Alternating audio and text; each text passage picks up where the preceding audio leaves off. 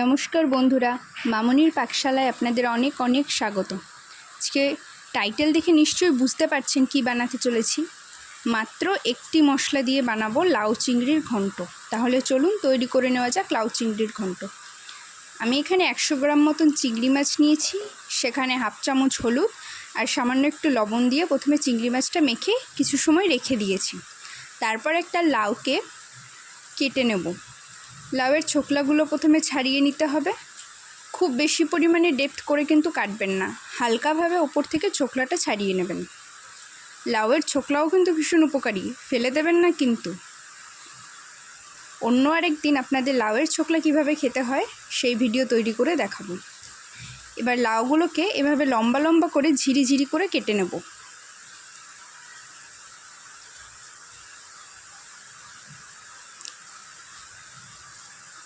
আমাদের লাউগুলো কিন্তু দেখুন পুরো লম্বা লম্বাভাবে সব একই শেপে কাটা হয়েছে।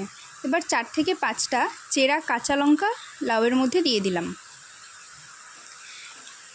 আর এই লাউ ঘন্ট তৈরি করার জন্য যে একটি মশলার কথা বলেছি সেটা হচ্ছে শুকনো জিরে আমরা ভেজে নেব, তারপরে সেই মশলাটা বেটে লাউতে দেব।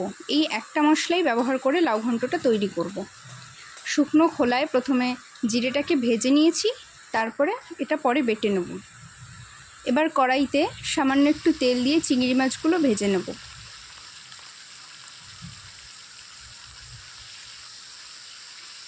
চিংড়ি মাছের কিন্তু পুরো খোসা আমি ছাড়িয়ে নিয়েছি।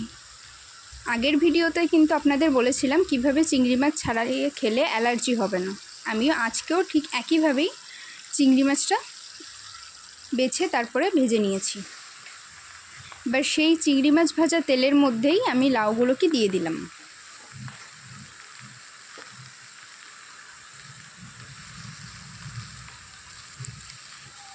এবার এই লাউয়ের মধ্যে 1 চামচ লবণ দিয়ে ভালো মতন মিশিয়ে নেব।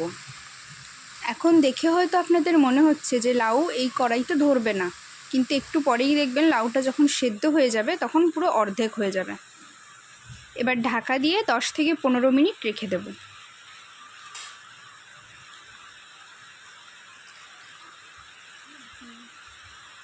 দেখুন লাউ কিন্তু অনেকটাই সেদ্ধ হয়ে গেছে, অনেকটা কি প্রায় পুরোটাই সেদ্ধ হয়ে গেছে।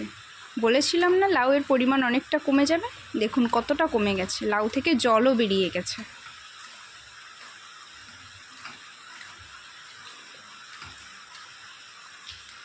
এবার ভেজে রাখা চিংড়ি মাছগুলোকে আমি একটু ছোট ছোট করে পিস করে নেব, কুচি কুচি করে নিলাম। লাউ চিংড়ি ছোট মাছ দিয়েই ভাল লাগে, চিংড়ির সাইজটা যেহেতু একটু বড় ছিল তাই একটু কুচি কুচি করে টুকরো টুকরো করে নিলাম। এবার লাউতে 1 চামচ হলুদ দিয়ে দিলাম। হলুদটা দিয়ে ভালো মতন নাড়াচাড়া করে নিতে হবে। তরকারিতে কিন্তু যত বেশি মশলা ভালো মতন মিশবে তরকারির স্বাদ ততই ভালো হয়।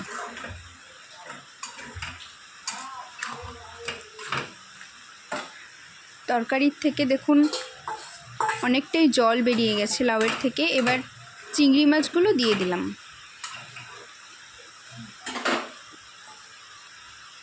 দেখেই কিন্তু বোঝা যাচ্ছে লাউ সেদ্ধ হয়ে গেছে। এবার লাউটাকে আমি নামিয়ে নেব। নামিয়ে নিয়ে কড়াইটা ধুয়ে আরেকবার উনুনে বসিয়ে দিলাম। এবার 2 চামচ মতন সাদা তেল দিয়ে দিলাম। তার মধ্যে হাফ চামচ মতন জিরে ফোড়ন দিয়ে দেবো। জিরেটা কিন্তু এখন বেশ ভালো করে ফুটবে। ভালো মতন জিরেটা নাড়াচাড়া করে নেবেন। বেশ কালো কালো যখন জিরের রঙটা হবে খুব সুন্দর একটা ঘ্রাণ বেরোবে জিরের। তারপরে ভালো মতন নাড়াচাড়া করে নেওয়ার পর যে লাউটা আমরা ঢেলে রেখেছিলাম সেটা তেলের ওপর দিয়ে দেব।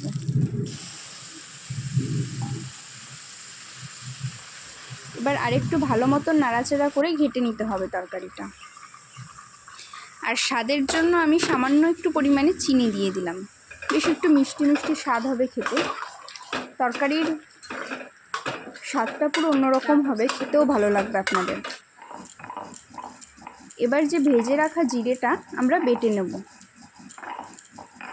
ভালো মতন শিলনোড়ায় আমি বেটে নিলাম। দেখুন আমাদের বাটা কিন্তু হয়ে গেছে, দেখতেই পাচ্ছেন কতটা মসৃণভাবে বাটা হয়েছে মশলাটা। এবার সেই ভাজা মশলাটা আমি তরকারিতে দিয়ে দিলাম, ভালো মতন তরকারিটা মিশিয়ে নিলাম।